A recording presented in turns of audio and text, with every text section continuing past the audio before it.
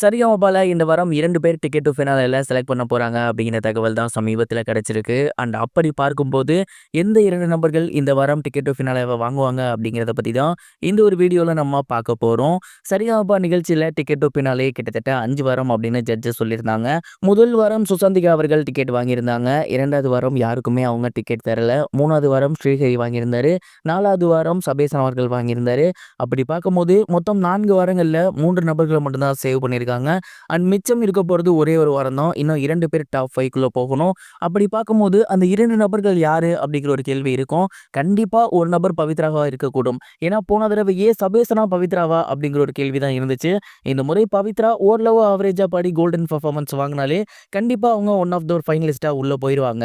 அப்படி பார்க்கும்போது மிச்சம் இருக்க போறது 3 பேர் தான். ஒன்னு வந்து ஷிவானி, இன்னொன்னு வந்து இனியா அண்ட் இன்னொரு முக்கியமான நபர் செந்தமிழன்.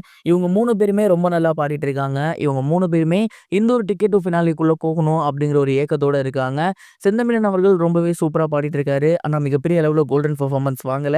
அதேபோல இனியா ஒரு வாரம் சொதப்புனாலும் இன்னொரு வாரம் ரொம்ப சூப்பரா பாடிடுறாங்க. இதுல ஓரளவுக்கு உள்ள போறதுக்கு வாய்ப்பு இருக்கு அப்படின்னு சொன்னா ஷிவானி சொல்லலாம். ஏன்னா அவங்களும் ரொம்பவே சூப்பரா பாடி வந்துட்டு இருக்காங்க. ஸோ பவித்ராவோட சேர்ந்து இவங்க 3 பேத்துல யாரோ ஒருத்தர் தான் போக போறாங்க. ஒன்னு பவித்ரா ஷிவானி, அப்படி இல்லைன்னா பவித்ரா இனியா, அப்படி இல்லைன்னா பவித்ரா செந்தமிழன்.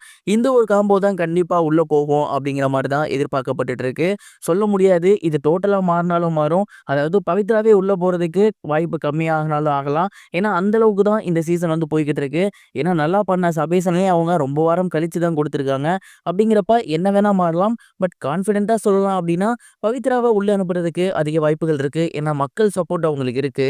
ஸோ இந்த 4 பேர்ல தான் 2 பேர் டிக்கெட் டூ ஃபினாலே வாங்கி உள்ள போறாங்க. அந்த 2 பேர் யாராக இருக்கக்கூடும்னு நீங்க நினைக்கிறீங்க? யார் வந்தா நல்லா இருக்கும்னு நினைக்கிறீங்க? மறக்காம கமெண்ட் பாக்ஸ்ல அந்த நபர்கள் பேரை ஷேர் பண்ணுங்க. இது ஒரு புறம் இருக்க, நடிகர் யோகி பாபு அவர்களோட படம் நீண்ட இடைவெளிக்கு அப்புறம் மீண்டும் ரிலீஸ் ஆக போகுது. ஒரு கட்டத்துல மாசத்துக்கு ஒரு படம் யோகி பாபு அவர்கள் ரிலீஸ் பண்ணி வந்துட்டு இருந்தாரு. ஆனா சமீப காலமா யோகி பாபு அவர்களோட படம் வந்து மிகப்பெரிய அளவு ரிலீஸ் ஆகல. அதற்கு மிக முக்கிய காரணம், இப்ப அவரு நிறைய படங்கள்ல நடிச்சு வந்துட்டு இருக்காரு. அதுலயும் குறிப்பா ஹீரோவா நடிச்சு வந்துட்டு இருக்காரு. அதனால நிறைய படங்கள் வந்து தேர்ந்தெடுக்காம ஒரு ஒரு படமா தான் பண்ணி வந்துட்டு இருக்காரு. அதனால தான் இந்த ஒரு கேப் வந்து இருந்துச்சு. அண்ட் சமீபத்துல காவல்துறை உங்கள் நண்பன் அப்படிங்கிற ஒரு படம் பண்ணி முடிச்சிருந்தாரு. அந்த படம் இப்ப ரிலீஸ் ஆக போகுது.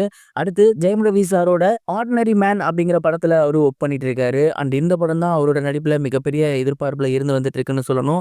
ஜெயிலர் 2ல அவர் இருக்காரா அப்படிங்கிற மிகப்பெரிய ஒரு கேள்வி இப்போ வரைக்குமே போய்கிட்டு இருக்கு. பட் அதற்கான விடையை நெல்சனும் இவரும் தான் சேர்ந்து கொடுக்கணும். யோகி பாபு அவர்கள் காமெடியனா பண்ணதை விட ஹீரோவா பண்ண படங்கள் பெட்டரா இருக்கு அப்படிங்கிற மாதிரி நிறைய பேர் சொல்றாங்க. பட் எனக்கு அவர் காமெடியனா பண்ணதான் ரொம்ப பிடிச்சிருந்துச்சு. நீங்க என்ன நினைக்கிறீங்க? யோகி பாபு இதுக்கப்புறம் ஹீரோவா தொடர்ந்து நல்லா இருக்குமா? காமெடியனா தொடர்ந்து நல்லா இருக்குமா?